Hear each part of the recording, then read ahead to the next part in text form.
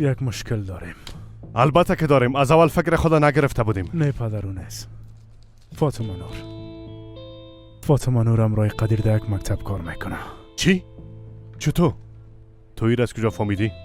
شنایی گفت. مادرم هم میفهمید. به خاطر که شما قار نشین. قار میشم. البته که قار میشم. من کوشش میکنم دخترم از او دور نگاه کنم. باز شما از ما پت میکنین؟ دیگه ای که دیگه چی؟ مادرت چی؟ بچم دانت بسته است. مادرت چی؟ رفته امرای قدیر گپ زده پدر. چی گپ زده؟ همی که از دخترم دور باشم قسم چیزا. نه که مادر دیوانه شده. آه نوران ها. نه گپم بشنوی نه قبول میکنی. حالا صاحب مکتب پیدا کو. سیست پدر. امیدوارستم کسی باشه که بشناسمش.